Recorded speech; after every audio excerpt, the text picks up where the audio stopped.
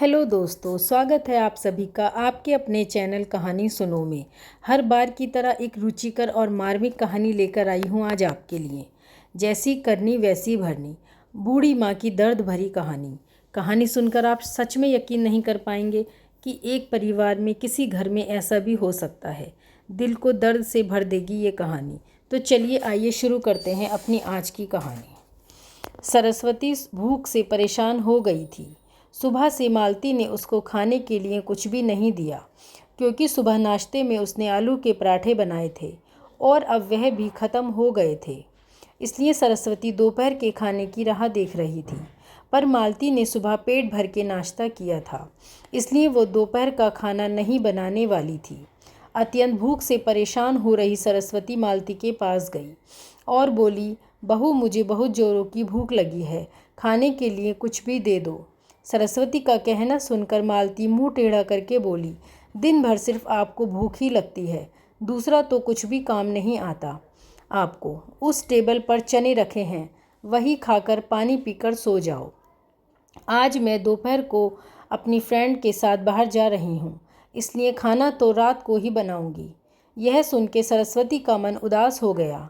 फिर सरस्वती धीरे से बोली, तू कहे तो मैं खुद के लिए कुछ बना लूँ।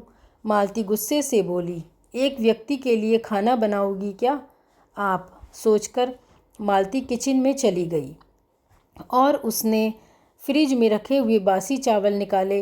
अचार के साथ वह चावल एक थाली में परोसकर सरस्वती के आगे रख कर बोली कि खा लो।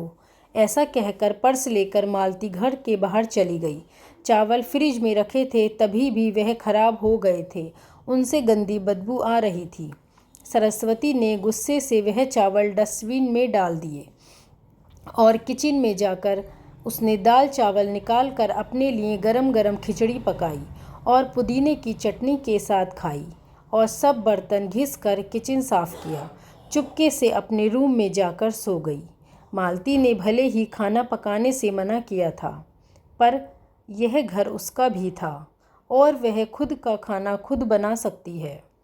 दूसरे दिन उसने सुबह सरस्वती अपने रूम में बैठी थी, उतने में उसका बेटा रमेश उधर आया और बोला, माँ आजकल महंगाई बहुत बढ़ गई है, मुझे घर खर्च चलाना भी बहुत कठिन हो रहा है। ऊपर से पापा की 13वीं पर भी बहुत खर्च हुआ। माँ मैं सोच रहा था कि एक रूम किराए पर दे दिया जाए, घर का किराया आने पर खर्च में थोड़ी मदद होगी।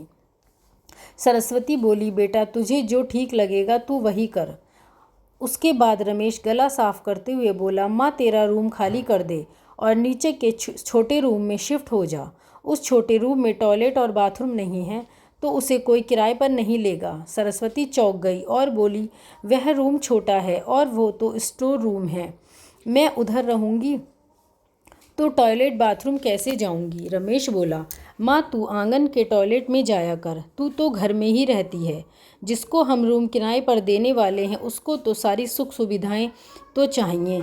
वैसे भी यह रूम बहुत बड़ा है, पापा के जाने के बाद तुझे इतने बड़े रूम की क्या ज़रूरत है?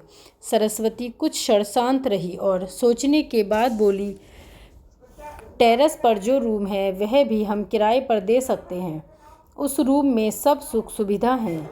उस पर रमेश बोला, नहीं माँ, वह रूम हम किराए पर नहीं दे सकते, वह अपने मेहमानों के लिए रखा है। तुझे तो अच्छे से पता है कि मालती के मायके वालों का आना जाना चालू रहता है, इसलिए एक्स्ट्रा रूम हम मेहमानों के लिए रखना पड़ेगा। सरस्वती सब समझ गई थी कि बेटे को उसका ही रूम किराए पर देने का निर्णय लिया है, क्योंकि वह बुढ़ापे में बेटे और बहू पर आश्रित थी। इसलिए रमेश ने जो कहा उस पर सरस्वती ने ज़्यादा विरोध नहीं किया। उसने अपना थोड़ा सामान लिया और छोटे रूम में शिफ्ट हो गई।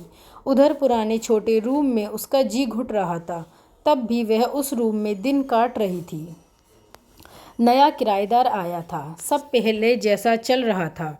घर में आए हुए किराएदार का नाम अशोक था, एक एनजीओ में काम करता था। वह हर रोज़ मालती और रमेश सरस्वती के साथ कैसा सलूक करते थे यह देखता था।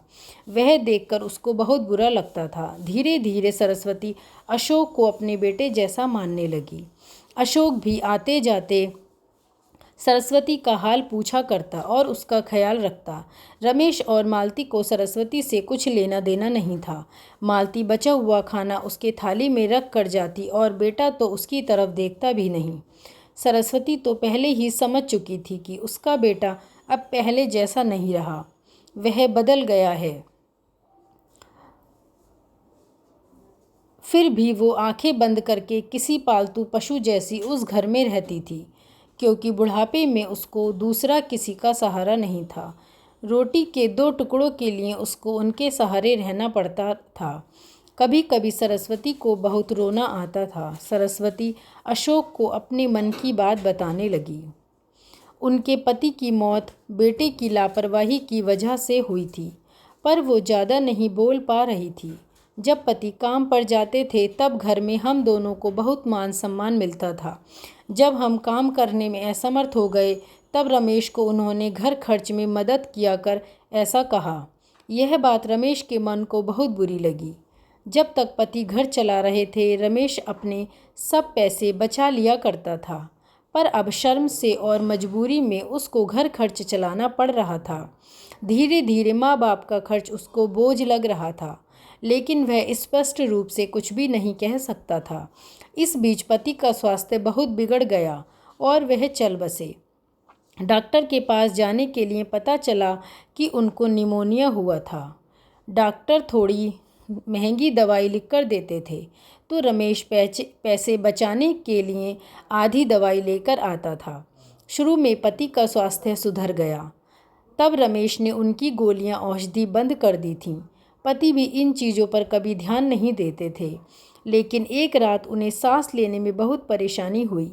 सरस्वती बहुत घबरा गई और वह भाग भाग के गई और रमेश के कमरे का दरवाज़ा ठोकने लगी और कहने लगी कि पापा का स्वास्थ्य बहुत बिगड़ गया है, चल हम उन्हें डॉक्टर के पास लेकर जाते हैं। उस पर रमेश बोला, माँ मुझे बहुत नींद आ रही है, मुझे सोने दो, हम सुबह पापा को डॉक्टर के पास लेकर जाएंगे। ऐसा कहकर उसने दरवाज़ा बंद कर लिया था। सरस्वती रात भर पति के तकिए के पास चिंतित बैठी रही। कभी छाती को तेल लगाकर मालिश कर रही थी तो कभी भाप दे रही थी, पर भगवान को कुछ अलग स्वीकार था। सुबह तक उनकी भी मृत्यु हो गई। घर में कब्रिस्तान जैसी शांति थी। रमेश रोने का नाटक करने लगा।